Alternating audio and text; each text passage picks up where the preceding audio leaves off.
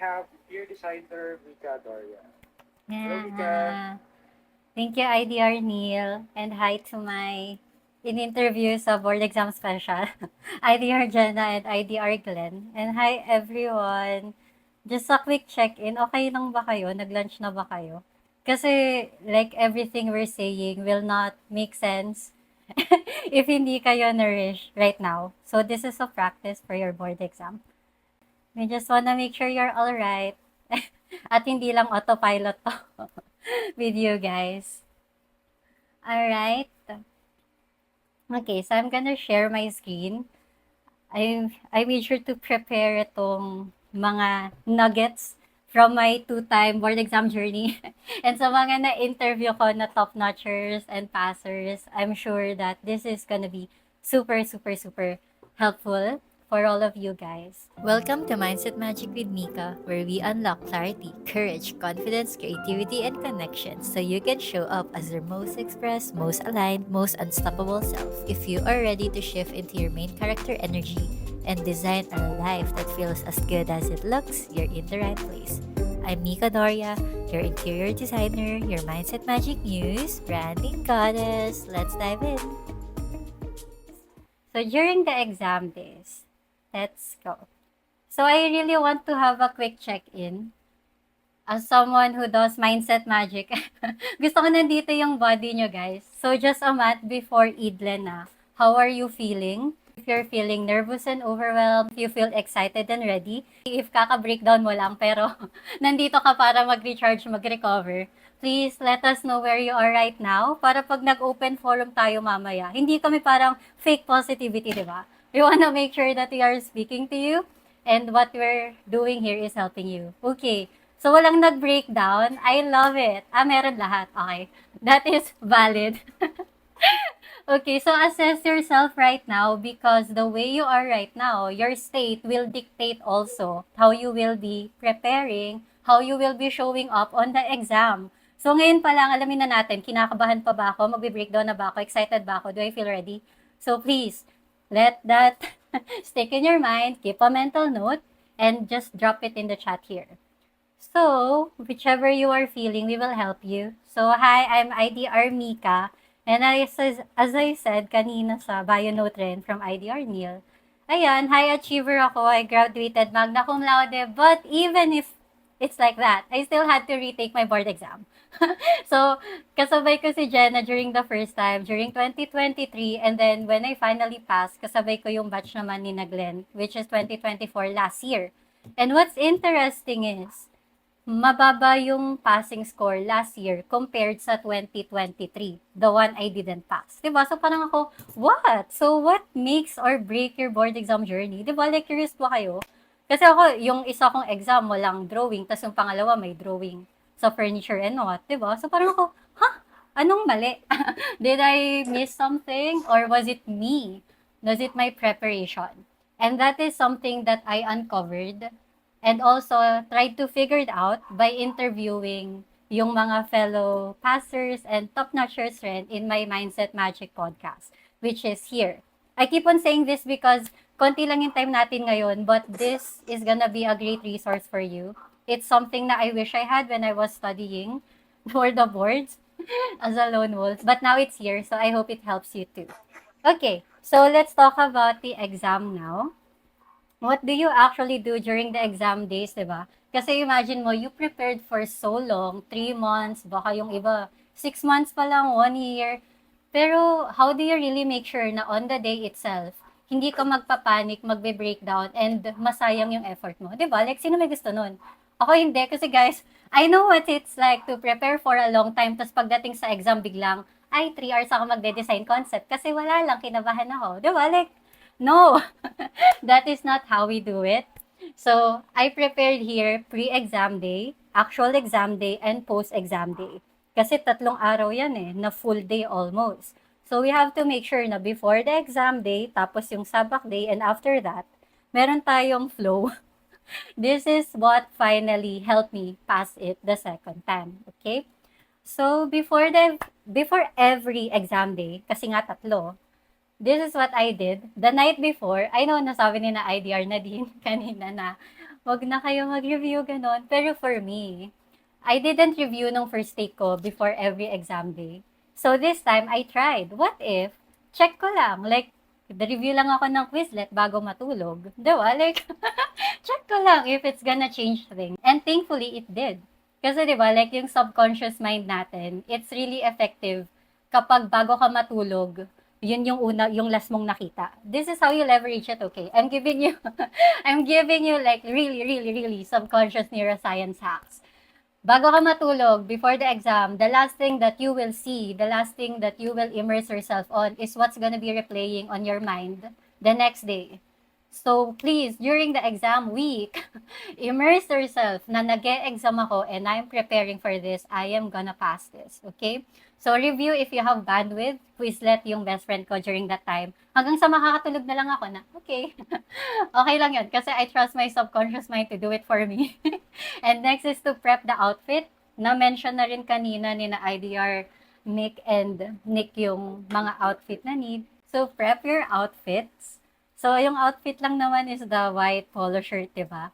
Pero ako, pinrepare ko na yun, like yung OOTD ko, kasi nga, I don't feel like myself if hindi ako naka-OOTD, even during the exam day. So if you are like me, I highly suggest na you do it too, na yung outfit ko sa day 1, sa day 2, sa day 3 naka-prepare. Na sure ako na maganda yung fit niya, na sobrang comfortable ako, lalo na on the third day, which is the exam day, di ba? Which is the design portion. Kasi if mamaya, ang arte-arte ko sa outfit ko, tas nakaslacks ako na sobrang haba, tas madapa ako habang kumukuha ng tubig for watercolor, di ba? Parang that's not the vibe. That's not the vibe. So prepare your outfit early pa lang. Make sure na, okay, ito yung kapares ng day 1 ko, ng day 2 ko, day 3 ko. If ganun ka kamitikiloso, that's how I did it. Para pagdating ko during the exam day, talagang autopilot na lang. Alam mo yon na parang, okay, ito suot ko. Parang ganun. Parang naglalaro na ito suot ko for the day. So, next is, the night before pa rin, double check yung clear envelope mo with exam essentials. So, what does that mean? Diba kanina nagbigay ng mga documents na kailangan mo, baka checklist na you need for the exam. What I did is, wala akong bag na dala during the exam days. Ang dala ko lang ay yung plastic envelope ko na merong exam essential. So, yung NOA ko, yung pencils ko, yun lang. Like, yung mga, actually, like, bond papers, yun lang yung laman niya. Tapos, yung mga pinaiwan sa venue, iniwan ko na. And then, yung mga, let's say, coins or cash, if ever na you need it to buy the stamp, kasi dun yun binibenta eh. So, I made sure na meron ako in my clear envelope. And then, the night before, like mga 5 minutes before ka matulog, doon ka na mag-pray and mag-visualize on what you want to happen on the exam day. I really, really, really, really recommend this kasi if you just sleep and parang, okay, kabado ako right now, tapos natulog ka, paggising mo, bit-bit mo yon, believe me. So, calm yourself during sleep pa lang para when you wake up with that primed mindset na. This is how you hack your body. So, next is the morning of ng every exam day. Every exam day, have breakfast. Like nasabi ni IDR Glenn kanina, full meals before the exam. I totally agree. Non-negotiable ko yung eating. Bad trip ako the whole day pag di ako nakakain. So, guys, you know yourself. If alam mo na madali ka mawala sa mood kapag wala kang kinain, please, okay, mas clear pa sa future yung voice. Grabe naman. Okay, I'm happy about that. So, have breakfast. And my tip here is to biohack. So, hack your body. Kung ano yung familiar na food sa'yo, yun lang yung kakainin mo, okay? It's not the time na halimbawa, parang deserve ko fancy food right now na breakfast. This is not the time. Please, kasi yung body mo magre-react siya if unfamiliar yung food intake mo. Okay, you know yourself. So, make sure na you eat only the things that are comfortable to you, that you really, really want. For me, favorite ko lang is chicken. Chicken fillet, madaling kainin, walang buto, diretso ganun lang. Yun lang yung breakfast ko for the entire 3 days. And okay lang siya kasi it's familiar, my body knows what to expect, and consistent yung energy flow ko. Kasi yun lang yung intake ko throughout eh. Even my dinner is chicken fillet, guys. This is how devoted I am the second time. I don't want to mess it up. And then the morning of, really clear your mind. Clear your mind na talaga. It's not the time to think about, oh my God, ano kayang lalabas sa exam? No, it's not the time kasi you will see it come design day, come exam day. Pagpasok mo sa venue, pagbigay ng handouts, you will see it. So the time for your mind during this time is to just clear, focus. Anong gagawin ko? Magte-take ng exam. Am I ready? Is my body okay? Do I feel hungry pa? Do I feel like I wanna CR pa? Diba? Like, check in with your body because your body is gonna deliver-ish your results for you. You did the mental work already. But during the exam, your body is your best friend talaga. If your body fails or nagkasakit ka during that time, which is real, sa mga top-notchers and sa iba ko na interview, diba? Like, make sure na you really check in. How are you feeling there? So, in the morning of, be there early so you can settle. This is not the time to be like last minute and all that. if you feel like there was never a time in your life that you were ever on time, let this be the time that you are on time and early ka pa. That is how you do it because like you can retake it like I did if you want, but I don't want it. Like, take it from me, I did it twice and I'm like, oh my God, ayoko na mag-review. So, please, do this extra steps. This is gonna super help you really support your body and alam mo yon, to really make sure na productive yung results mo. To really make sure na everything you prepared for is gonna be productive, is gonna be effective during the exam day. So what is next? Actual exam day. Yay! So I emphasize presence of mind plus connection mo sa body mo and heart on the goal and eyes on your own paper. Someone asked kanina, how do I not panic when everyone's done and they're passing their paper? This is how. Eyes on your paper, eyes on your lawn, focus on what you can do. Everyone else can just, like come and go, finish early, finish late. But what you can control is how you can focus your energy on what you are doing versus scatter your energy. Sayang yung energy natin if you just like look na, oh my God, nagpo-perspective ako, tapos nakita ko yung katabi ko, matatapos na siya. No, that is not, that is not how we do it. Kung saan ako nakakapili ng seat, no. Actually, swertihan siya. This is really a big variable during the exam because alphabetical siya. And at the same time, iba-iba kasi kung ilan yung rows during that day. So, minsan katapat mo yung proctor, which is on my second take. And during my first take naman, medyo nasa likod ako. So, really, really different. Alphabetical siya. So, wish mo na lang na hindi makatapat yung aircon. Tulad ng katabi ni Jenna. Okay.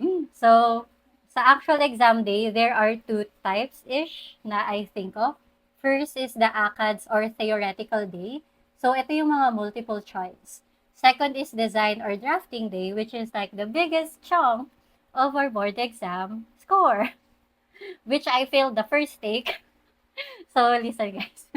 So, during the ACADS or theoretical days, this is how I did it successfully.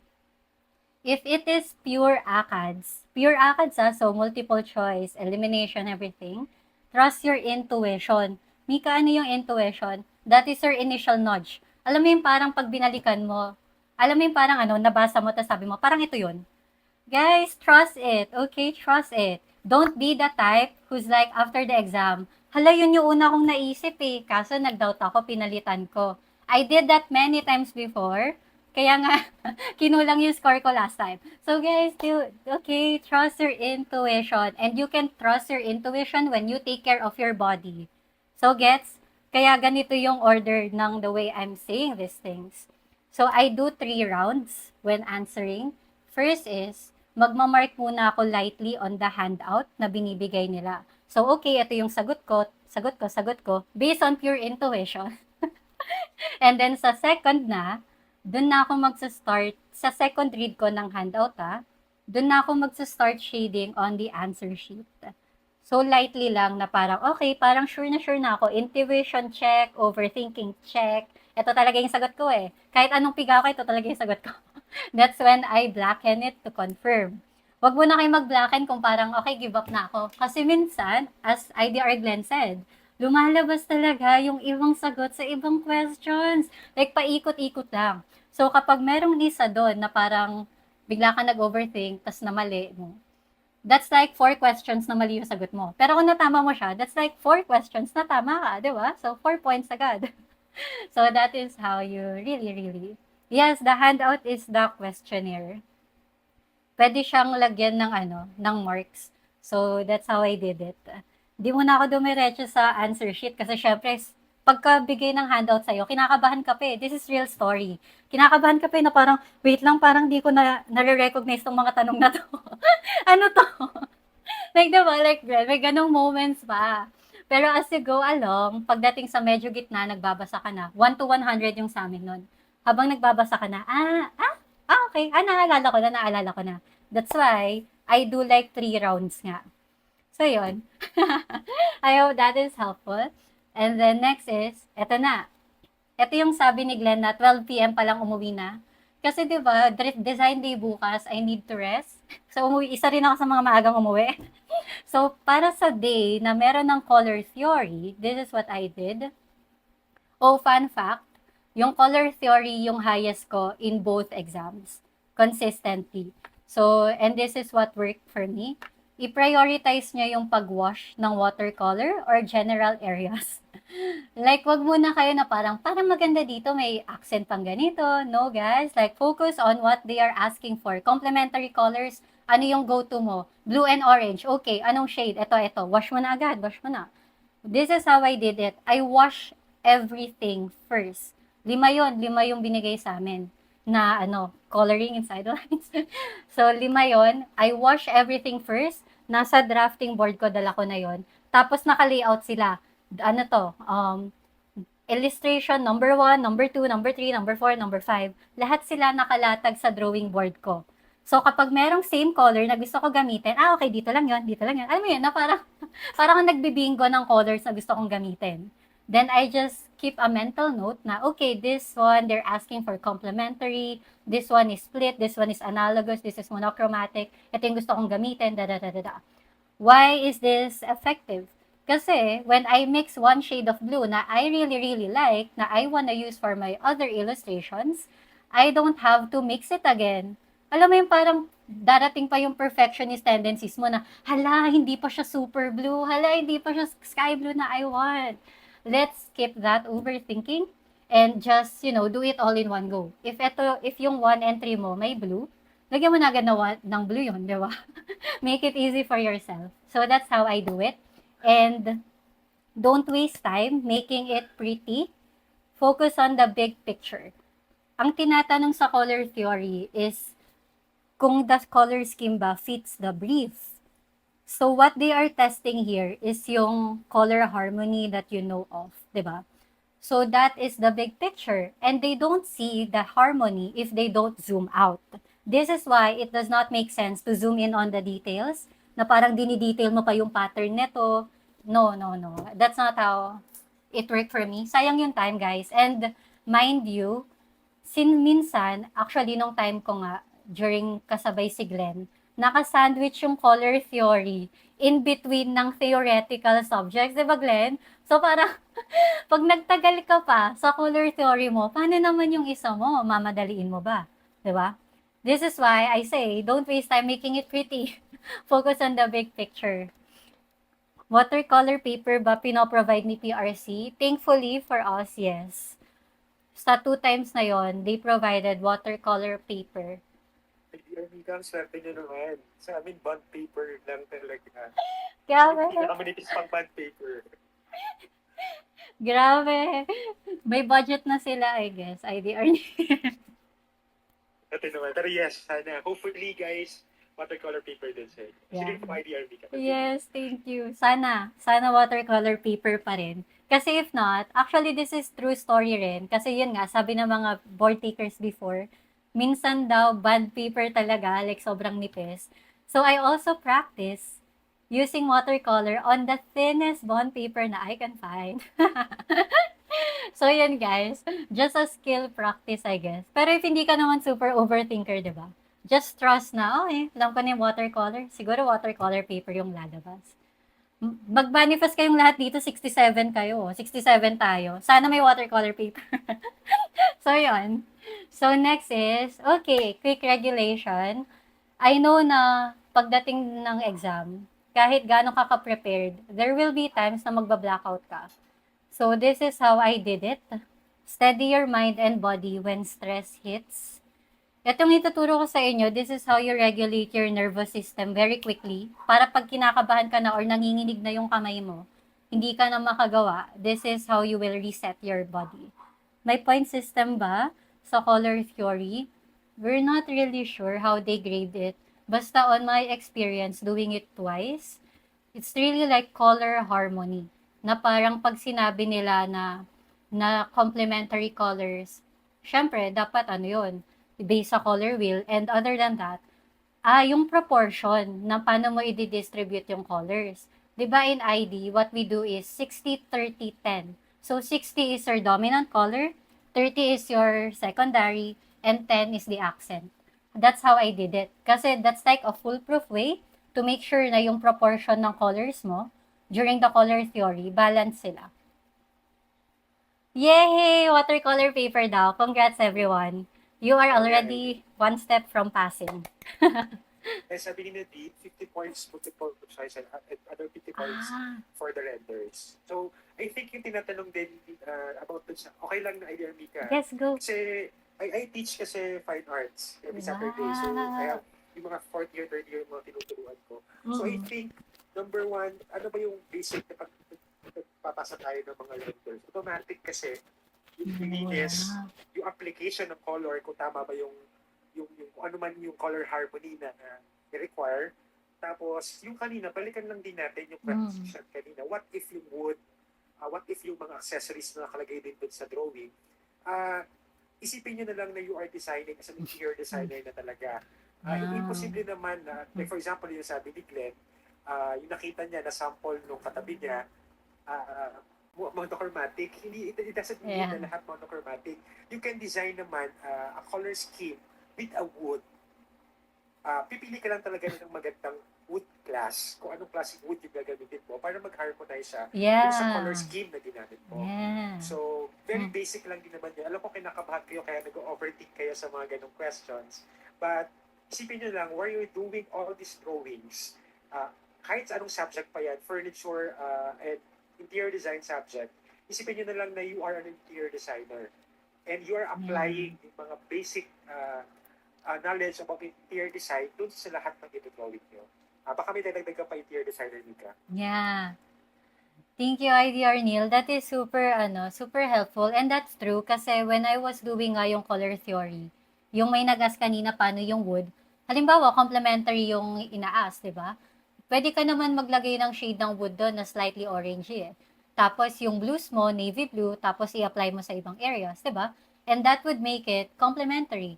It doesn't mean na kapag wood siya, isang type lang siya. So leverage nyo, ano ba yung warm tones ng wood? Ano ba yung cool tones? Ano ba yung neutral? Para calm design day, calm color theory, you have this arsenal na you can mix and match to make sure na, okay, valid yung wood na to. And an interior designer, a licensed one, would really use this, di ba? It's not just like, I splattered colors here and it should make sense kasi that's what I want, di ba? Like, no, like make it make sense pa rin kasi at the end of the day, as IDR Neil said, how would you do it if you were already an interior designer nga? Diba? So, yon. So, brush up on the materials. Thank you for that add-on. So, let's go back to the regulation tools. This is what you can quickly do when you are in the middle of taking the exam. Tapos yun nga, you're frozen, you're paralyzed, you're stuck, your mental block. I do two things. First is breathe and visualization, and two is mantra or micro movements. So, this is, if there is one thing you will take away from this during the exam day, from my presentation, eto na lang. Sabay ganun. Daming sinabi, tas eto na lang. So, wala pa tayo sa design day, but okay, breather. So, first is, I recommend the box breathing. So, yung ginagawa mo lang doon, mag-i-inhale ka for 4 seconds, and then hold it for 4 seconds, and then release it for 4 seconds. Ganun lang. Ulit-ulitin mo lang siya kahit mga 3 times. And believe me, your body will think na, oh my God, I'm so relaxed right now. Wag ka lang makatulog during the exam, ah. So that is how I do it. And like really visualize na I wanna finish this exam. Kompleto sila. Kasi the first time, I didn't complete my sheets, okay? So that's another factor. Kasi I got frozen. But now I know this. And then 2 is mantra and micro movements. This is also shared by the top notchers and passers na I interviewed. Meron talaga silang mantra or affirmation na dala-dala nila throughout their board exam journey. So kung ano man yon, like, I'm a top notcher and I'm gonna finish this. Kahit ulit-ulitin mo lang, kahit yun lang yung thought that is gonna run in your head the entire day, that is okay. Versus thinking na, oh my gosh, I don't think I'll pass. I don't think this is enough. Diba? Like, I don't think kompleto na yung na-review ko. Feeling ko incomplete pa. Feeling ko makakalimutan ko midway. Instead of that, install a positive affirmation in your head. Kahit isang line lang, tas paulit-ulit. As long as it will help you ground yourself during the moments that matter most. And then micro movements is, this is true story too. Randomly tatayo ako. Tapos mag-shake ako ng body ko or mag-stretch ako. Like really, wake up your body. Imagine 8 to 5 nagda-draft ka. 8 to 5 nagmo-multiple choice ka. Yung energy mo, magsa-stagnate lahat, nandito yan. So yung body mo, it will be hard to like, coordinate with your mind. So this is how you sync them again. Yeah, affirmation works. So yeah, that is the quick regulation. And then next, ito na is during the design day. The dreaded day. Dami kong na-interview, lahat kinakabahan dito. Lahat na ata ng tanong na na-receive ko tungkol dito. So ito na. This is what I did during that time. So first is to review the design brief. And circle nyo lang kung ano yung ina-ask. Para pag binalikan nyo, hindi na kayo magsiskim ulit, tapos mag-overthink na, wait lang, ito ba talaga yon? No. On the first read, encircle agad. Ano yung important? Ano yung important? Ano yung important? Then that's fine. And then next is to move strategically. How I did it nung successful take is I did the design concept for only 30 minutes while I am eating my food. That is the hack. Habang hindi ka pa nagte-draft, kumain ka na. Or like, habang naghihintay pa kayo ng proctor nyo, everyone's having a restroom break, hindi pa binibigay yung handout, kumain ka na, mag-CR ka na, do everything na feeling mo your body needs. Hindi yung parang midway pala, midway na, dun ka lang, ay kakain ako, mag-CR ako. Pwede naman siya. Which I did in the first take. Pero yun nga, parang I spent so much time doing a restroom break, overthinking na, wait lang, gusto ko ba kainin to or yung isa. Or also, marami akong dinalang food nung first take. Nung second take, isa lang yung dinala ko. Kasi you have to help yourself make less decisions during that time. So I only ate cookies and like isang plain na biscuit during the in-between. Kapag gusto ko na talaga kumain. Pero before the every exam day, kumakain na ako. Ayun, so kumakain na ako. Tapos, I do my CR break habang sinasabi pa lang ng proctor, kahit mahaba yung pila, okay lang. Kaysa pipila ko midway, tapos naubos yung momentum ko, madidisrupt yung momentum ko na gumagawa ako. Ayoko nun. Ang hirap kaya mag-get back to momentum when you disrupt it. So this is how I did it. So 30 minutes design concept, specs writing is another 20 minutes lang, 20 to 30 minutes. Tapos binabalikan ko na lang kung may dinadagdag ako. And then I proceed to my floor plan, which is for me, yung pinakamatagal, parang 2 to 3 hours yung floor plan ko. And then my RCP is like 1 to 2 hours. Since ite-trace over mo lang naman. Tapos yung area na gusto nila makita sa perspective, yun talaga yung bonggahan mo yung ceiling. Napasok sa design concept mo. And then pagdating sa LEVs is, I guess, 30 minutes to 1 hour, since walls lang rin naman siya. Tapos if you have the specs, ika-copy-paste mo na lang. Copy-paste, kala mo talaga digital. Pero yung sinulat mo sa specs mo pa lang, nung may brain cell ka pa, during the morning, ilalagay mo lang sa LEVs mo. this is why ganito yung flow sa akin. Kasi may brain cells pa ako nung design concept and specs, which is like 8 to 10 a.m. Tapos kapag medyo wala ka ng brain cells, which is pure body on autopilot na, dun na yung elevations and perspective. So, Mika, sabi nila, yung iba, inuuna nila yung perspective or sabay. Pwede naman. What's different lang in my approach this time is, I spend a huge chunk of my review for the second take doing just perspectives, mostly. So, dumating yung, during the board exam, 45 minutes lang ako nag-perspective. Kompleto siya. Fully rendered, may labels siya, may callouts siya. Tapos, dalawa yung perspective ko. So, it's because I prepared for it na ahead. Ayoko kasi na parang, dun pa ako mag-iisip. So, perspective, I use 2-point perspective kasi yun yung pinractice ko throughout. And I ended up using that. And then, yes. Okay lang, actually, kayo na pa tong question. Okay. Singit ko lang. Kasi yung tanong niya dito, good morning po. Tanong po, kung may specs na po ang spec sheet, pwede po bang hindi na maglagay ng specs sa wall elevation? Okay. So, thank you for the question. Yung ginawa ko dyan is, meron na akong mga foundational specs. So, these are the things that are necessary na I should specify talaga. Material finishes that I should use so I can communicate my design concept. Yun yung nasa specs sheet. Tapos, pagdating sa elevations and sa perspective, kinall out ko yung specs na mga nilagay ko just to like explain na this is what, di ba, this is what it's for. To connect it back to my design concept. And based sa mga na-interview ko rin na top-notchers and passers, that's also what they did. Like really maximize the call-outs to Yes. clarify your design intent. Yes. Parang marami rin akong nung review days ko, Mm. parang sinasabi nila na mas puno, Yeah. mas okay. Yes. Tama, no?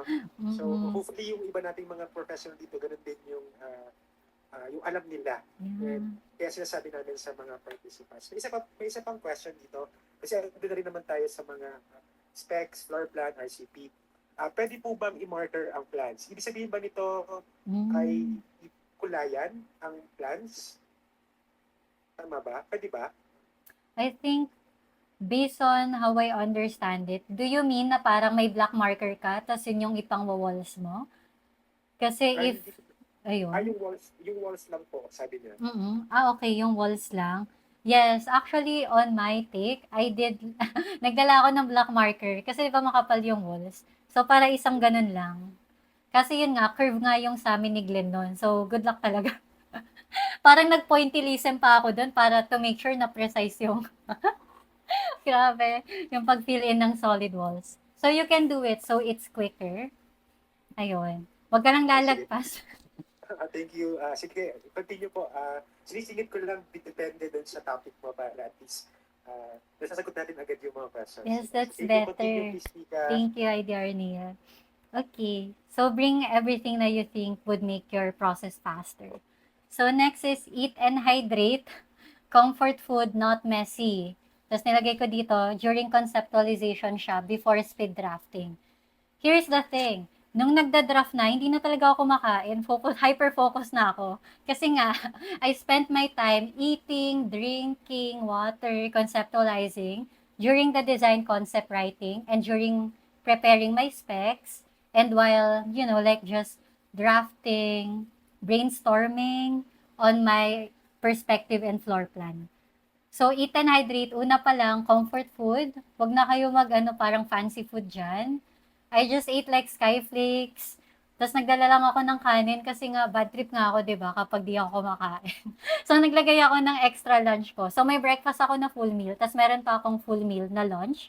Just in case. Pag na-feel ko na parang naiinis na ako, parang nai-impatient na ako, kakain na ako. Tapos back to drafting, ganon. So, that's how it works. So, know yourself talaga. Like, ngayon pa lang, you have 1 month to discover ano yung mga food that makes you happy and energized and comfortable na hindi ka magsi-CR every 5 minutes. And then next is honor time blocking.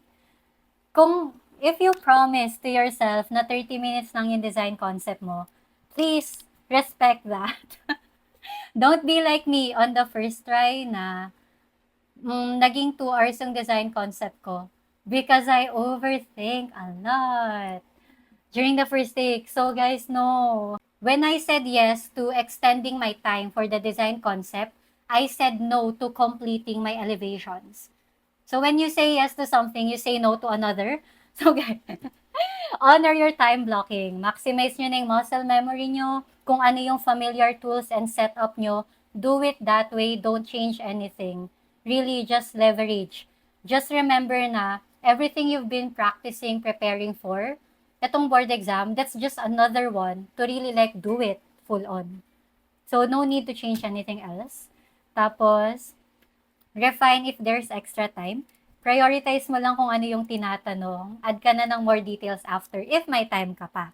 Just prioritize na tapos lahat ng sheets fundamentally and then fill in ka na lang when you feel like you have time. And then, what else? Here's what to remember quickly. Ito yung mga galing sa podcast na if you want more of, you can just listen to the full-blown episodes. But to summarize it all, ito yung sabi ng mga top-notchers, pastors and me, this is our Bible. Prioritize nyo yung high point and familiar questions first. Kapag may mahirap doon or di kayo familiar, skip nyo na lang, tas balikan nyo ulit. Okay? Prioritize having answers for all muna as much as possible. Tas balikan na lang as if you have time. And then next is strategically allocate time per section. Ito yung time blocking. If sanay ka na 1 hour yung floor plan mo, then so be it pagdating ng board exam. Next is focus on floor plan plus perspective views first. They carry more weight. So ito yung sabi rin nila na important yung floor plan and perspective kasi they're like 25 to 30% compared sa iba na parang 10%, 15%, 5%, which is a huge thing naman. Pero ito, that's like 40 to 50% agad, di ba? So, really, focus your skills on refining this, not that you can do it quickly. Next is, leave time for quick but clear labeling, notes, conceptual clarity. If you have time to check, make sure na pasok pa rin yung design concept mo in everything that you add, in everything that you draw, in everything that you put there. Because the floor plan and perspective is not gonna make sense if it's not tied to your design concept in the first place. So next is, use efficient rendering techniques kung saan ka sanay na medium. And have clean lines, smart shading, don't overdo it.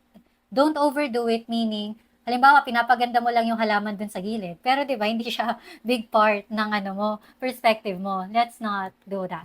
So, siguro spot rendering na lang if you have time. Pero yun, I did wash muna. Tapos yun nga, I just go in with the details when I had time. And then next is, success talaga. 80% psychology, guys. So, go in with a calm and clear mindset. Parang athlete ka. Pero yun nga, as Glenn said kanina, it's just another test to reduce the pressure. Feeling quiz lang, gano'n. And then, positive self-talk works. Affirmation for high-pressure moments, as I said kanina. If kinakabahan ka, don't spiral during the exam. Please believe na you have everything you need and you are prepared for that day. Enter this to visualize success. Imagine mo talaga na, okay, tapos na to, pinapasa ko na, kumpleto lahat. Yun lang yung in mind natin. Wala mo ng mga, what if. You have the waiting game for that. So next is to stay grounded in faith, identity, and inner strength. So remember who you are beyond the exam. It does not define your worth as a designer. It doesn't mean na eto ba yung parang test kung gaano ka kagaling as a designer? No, it just tests if ready ka na ba maging professional and to really make spaces for people who's gonna use it and who may live in it, di ba? So, reconnect with your why. Ano ba yung personal mission mo? Don't aim to be perfect. Just make sure na, okay, I'm doing this because this is why. I wanna help people. I wanna help my family. I wanna have this full circle moment for my ACADS. Reconnect with that, and that is what's gonna help you push through and finish the 3 days. And then, lean into faith, mantra, spiritual anchors.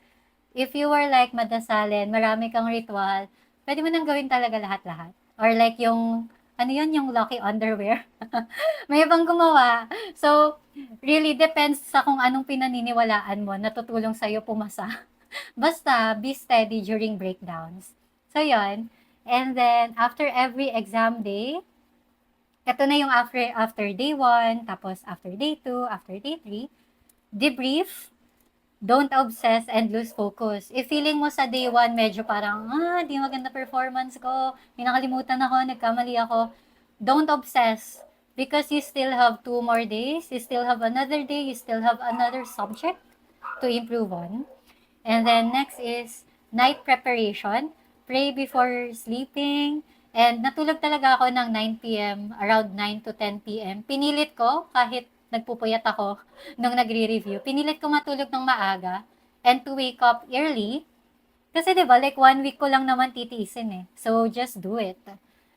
I don't wanna live in a what if regret. So sleep early, do the hacks that I told you earlier about the subconscious and nervous system. Do that and I promise you, your body will help you in really making results out of your preparation. So, for more detailed hacks, strategies, passers, top-notchers, everything, exam buddy, ayan, share ko lang IDR nila. We have Mindset Magic with Mika, Idle Podcast. Like, dito talaga, yung mga narinig nyo from IDR Glenn and IDR Jenna kanina, meron pa silang ibang detailed tips na nandun.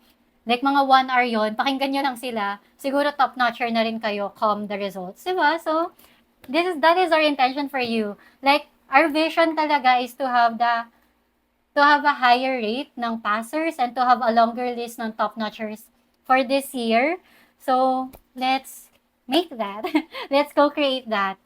And, ayan, if you want more free resources, message nyo lang ako on IG, on IDLE. Tapos, I'll give you like a Google Drive na resources. So, that is all. Thank you so much. Thank you.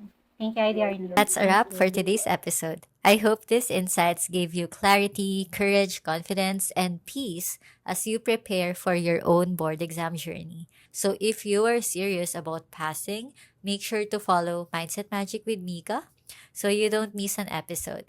We're here to set you up for success. Until next time, trust yourself, take up space, and keep going. You got this. You are the main character of your life. If this episode sparked something in you, share it with a friend or tag me at Mika Daria on Instagram. I'd love to see how you're stepping into your magic. And if you're loving the podcast, please leave a review. It helps more visionaries, achievers, and creatives like you find this space. And as always, let's shift into our main character energy together. Keep shining, keep creating, and I'll see you in the next one.